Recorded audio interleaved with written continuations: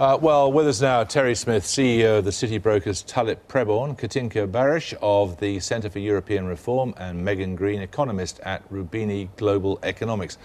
OK, what do we make of the fact, first of all, that there hasn't been the promised decisive agreement tonight?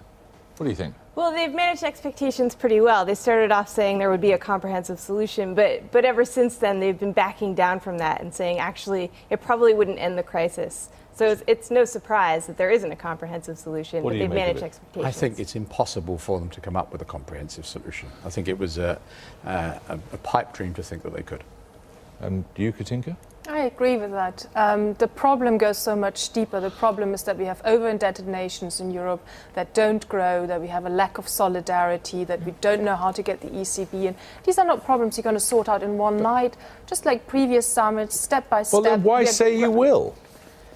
They're trying to calm down financial markets and buy time. And do you think they will? Yeah, I think they will.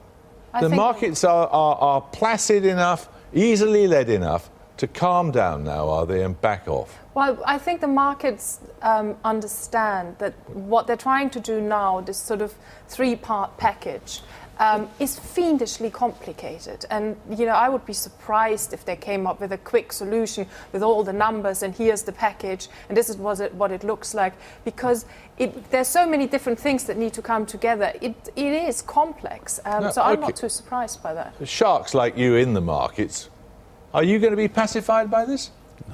No. They've not done anything to address, even in the things that they're discussing, the underlying causes of this. The peripheral countries are still all falling short of their deficit reduction. It's quite clear that Greece has defaulted and will go further into default, and that some of the countries will have to leave the currency to recover. I'm slightly baffled by some of the talk there. I always talk about a deal on recapitalising banks. A deal involves two contracting parties, doesn't it? Yes. Yeah, no, the banks have to agree to this, and they haven't agreed. But it's not just that the banks have to agree. There's the other point. Where's the capital going to come from? It's just an expression of wishes. The only place it's ever going to come from is from the governments who are putting this forward, who are already too heavily indebted and will be putting more money into the banks. It's not a solution. This is a closed system. There isn't any more money other than in one place, which is Germany. And even then, there's not enough to save this without bankrupting Germany, frankly.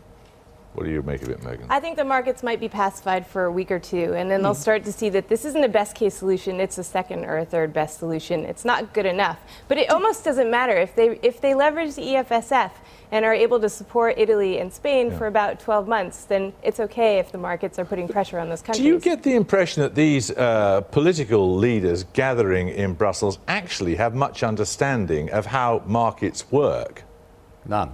It seems to me, talk of leveraging the EFSF, isn't that what got us into the problem in the first place? If you stop somebody on the street outside and explain that you were going to solve this problem of being over-indebted by borrowing more money, they would look at you rather strangely. Now, Katinka, the German Chancellor said this morning, I mean, she had this rather apocalyptic talk when she was talking to the German Parliament. Nobody should take for granted another 50 years of peace and prosperity in Europe. They're not for granted. That's why I say if the euro fails, Europe fails. Now, this is pretty dark talk, isn't it? Oh, but she's been saying the same sentence many times over many months. It's expected... Could start war again? No, not war, of course, but... Well, she talks about the end 50 years of peace and prosperity we can't take for granted. The kind of political instability you're seeing, for example, in the streets of Greece, if this all fails and we go into a deep, deep recession, you might see it more widely in Europe. And I think this is what she's warning about.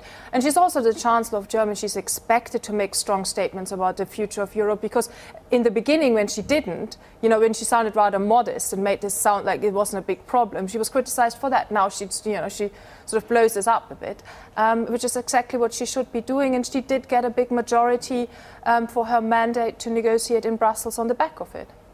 Now, what about this idea that Paul Mason was talking about just there, of the attempt to form a non-Euro group? I mean, many people have pointed out that the British ambition that the euro problem be solved by greater fiscal integration, if necessary, within Europe, actually marginalises Britain. But this, presumably, a non-euro group within the European Union, actually would be a rather counterbalance. Why are we worried about being marginalised? The Swiss don't seem to have any problem with Well, being they're in the not centre of the Europe and European having an Union, are independent currency. No, but they seem to do quite well, even though they've got an independent currency and they're in the centre of Europe. What's this worry about not being part of the euro? It sounds like the people who used to say that when we were being urged to join in the first place. We were told it would be a catastrophe if we didn't join the euro, whereas the precise opposite would have been true.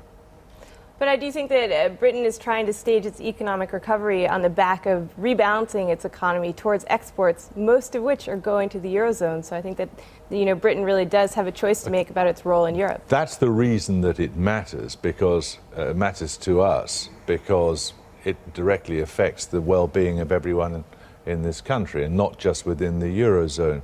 But this idea of there being some sort of balancing entity within the European Union is a really interesting one, but is it viable? I don't think it's viable. I also don't think the Eurozone's viable in sort of the medium to long term. Okay, so longer term, supposing they do, supposing the markets hold off and say, okay, we'll accept your assurances tonight, and they'll hold off until November or whenever it is we get a few more details.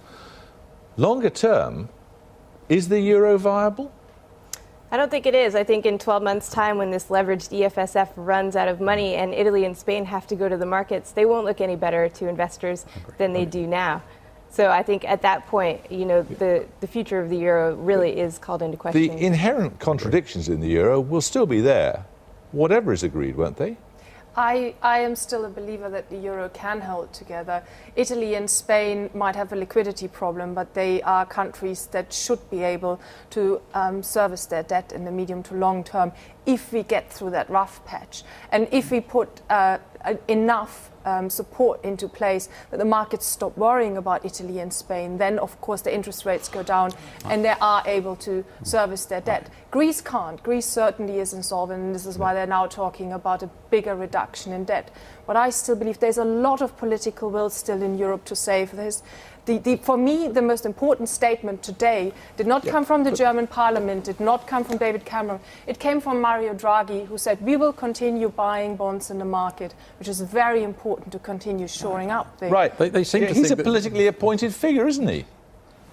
He's the head of the European Central Bank. Yes.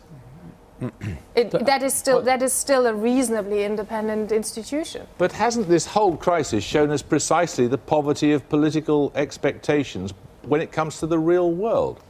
Of course, but the issue here is that the Eurozone is made up of 17 sovereign countries, and you cannot expect 17 sovereign countries getting together to make policy with the same speed as let's say, the Federal Reserve in America. Yeah. Where are we going to be in a year's time? In a year's time, I think that Greece will have defaulted. I mean, it's defaulted already. Everyone agrees. It will be Greece out of will the get euro.